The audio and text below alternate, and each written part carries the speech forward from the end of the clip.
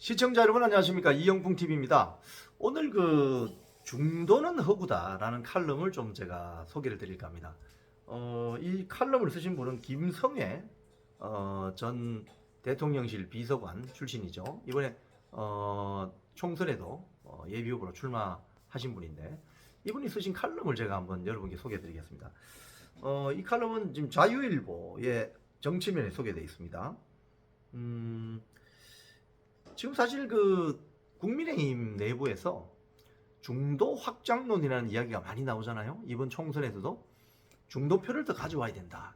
선거의 기본이 집토끼, 들토끼, 산토끼 이렇게 분류하죠. 집토끼는 우리 같은 진영의 정당 지지자들, 그리고 산토끼는 저 반대편에 있는, 가령 국힘 기준으로 한다면 국힘 지지자들은 집토끼, 그리고 상대 진영에 있는 민주당은 산토끼죠. 그럼 들토끼, 우리 집토끼와 산토끼 사이에 있는 이 들판에 왔다 갔다 하는 들토끼, 이걸 중도층, 그러니까 영어로는 스윙 보트라고도 합니다. 스윙이 왔다 갔다 하는 거잖아요. 왔다 갔다 하는 투표자들, 이 말입니다. 이걸 이제 중도층이라고 보는데, 이 김성애 논설위원의 칼럼은 그 중도라는 것이 허구라는 거예요. 허구.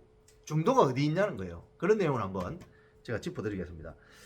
지금 이제 김성애 논설위원이 자유일보에 칼럼을 쓰셔서 그런지 이 조선일보가 이 중도 확장론을 많이 주장한다고 합니다. 조선일보를 좀 까고 있습니다. 그러면서 이런 이야기합니다. 지금 중도 외연 확장론을 설파하는 것은 서병수, 조혜진 같은 낙선 의원들과 수도권 낙선자들이 대부분이다. 또 국민의힘 편향성을 강조하기 위해서 중도 외연 확장을 적극적으로 말하는 사람들은 박지원 같은 이런 민주당 쪽 사람들이라는 거예요. 즉 중도 외연 확장론은 내용을 떠나서 국민의힘을 공격하는 자해적 이슈가 되고 있다, 이렇게 이야기를 했습니다. 자, 이 대목에서 저도 약간 공감이 되는 부분이, 지난 총선 때 말이죠. 지난 총선 때 민주당이나 조국당이 중도 표를 많이 가져와야 된다고 이야기했던가요? 시청자 여러분 어떻게 기억하십니까? 민주당이나 조국혁신당이 중도표가 중요합니다, 중도 외연을 확장해야 됩니다 라고 이야기하던가요? 하지 않죠. 이재명 대표나 조국당 대표가 그런 이야기 한 적 있습니까? 제가 별로 언론 보도에서 본 적이 없어요. 민주당이나 조국당 같은 곳에서는 중도 외연을 확장해야 됩니다라고 이야기를 하지 않은 것 같은데, 왜 국민의힘 내부에서는 중도 하냐 이거예요. 스윙보트를 더 많이 데리고 와야 됩니다, 들토끼를 더 데리고 와야 됩니다, 이야기거든요.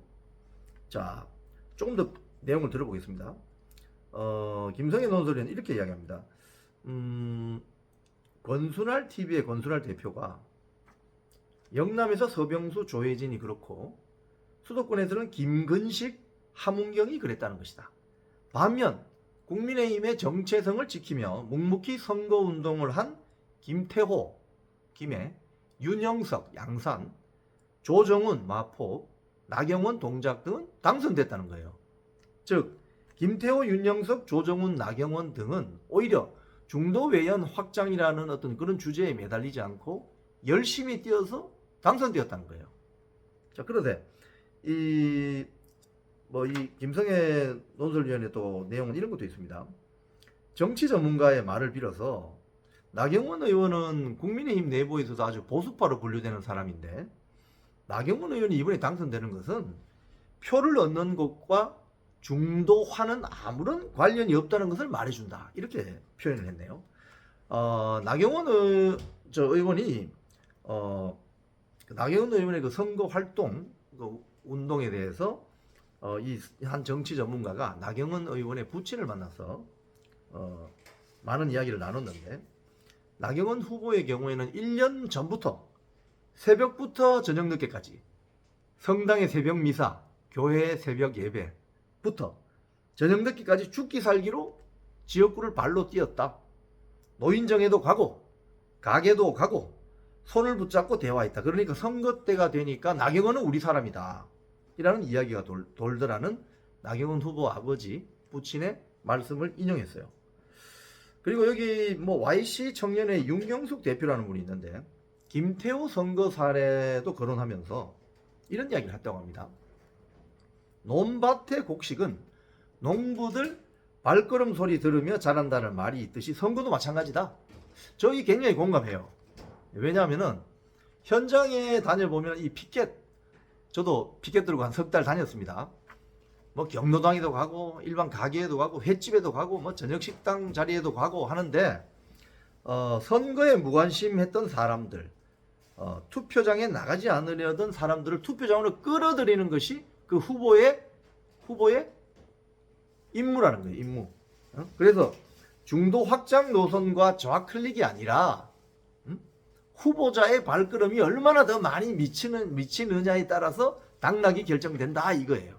이 주장은. 그래서 중도 외연 확장이라는 것이 사실은 허구에 가깝다는 이야기를 하는 거죠. 지금 한국적인 정치 상황에서. 자, 근데 한편 그 김부겸 저 민주당 있잖아요. 선대위원장을 도왔다는 민주당 관계자는 이렇게 이야기했다고 합니다.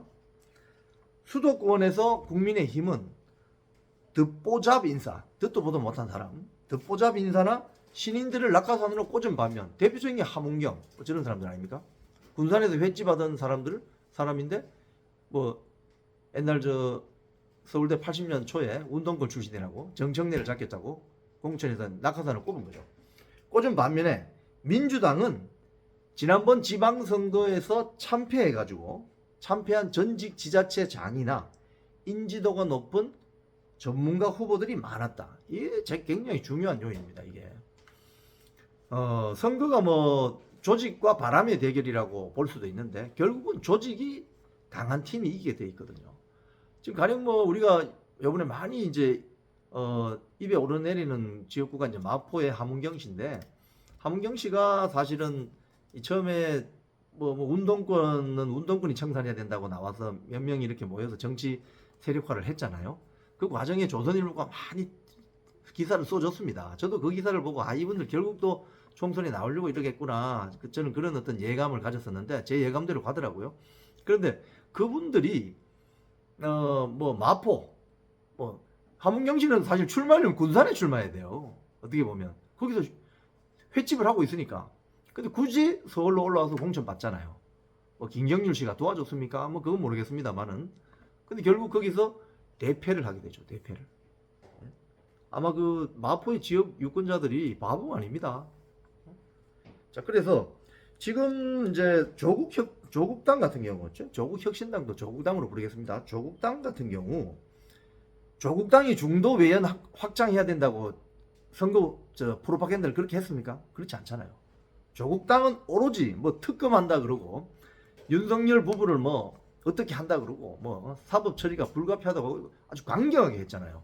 어떻게 보면은 좌파 중에서도 급진 좌파, 그죠? 급진 좌파 정당의 어떤 선거 프로파간다를 한 것이거든요. 그런데 그게 보십시오. 비례대표가 몇 석이 나왔습니까? 12석이 넘는 석이 나왔잖아요.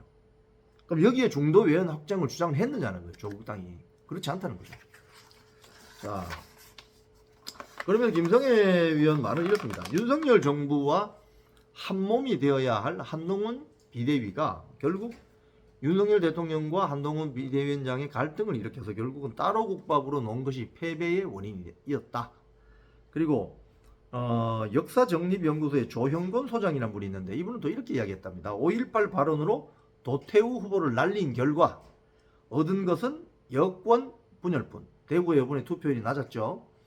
국민의힘이 보수 정당의 정체성을 버리게 되면 내부 싸움질만 하던 바른미래당의 전철을 밟게 될 것이다. 자, 마지막으로 그 김성애 위원이 이렇게 이야기하고 이 칼럼을 정리를 합니다. 2030 남성층의 이탈, 충청권 참패가 선거 패배의 원인이듯이 국민의힘이 보수의 정체성을 지키며 세력연합에 신경 쓰는 것이 다시 일어설 수 있는 길이다. 자, 이번에 이 총선 마치면서 중도표를 잡아야 됩니다. 이야기 많이 했죠. 중도표가 눈에 보입니까? 투표하는 사람이 전 중도표라고 머리 붙이고 다닙니까? 그렇지 않죠. 그런 측면에서 김성애 이 논설위원의 칼럼은 좀 시사하는 바가 크다고 봅니다. 보수 우파 정당의 아이덴티티, 민주당의 아이덴티티는 분명히 달라야 됩니다. 그죠? 달라야 됩니다. 혹자는 뭐 우리나라에 보수 진보가 어디 있냐고 이야기하지만 정책적으로는 다르죠. 엄연히 다르죠. 미국 같은 경우 공화당하고 민주당하고 엄연히 다르죠. 그런 면에서 너무 중도 외연 확장에 신경을 쓰다 보니 결국은 들토끼 잡는다고 신경 쓰다 보니 집토끼도 제대로 지키지 못했다. 이게 이번 국민의힘의 총선 참패의 결과가 아닌가. 이런 식의 해석이 가능하더라고요. 지금까지 이영풍TV였습니다.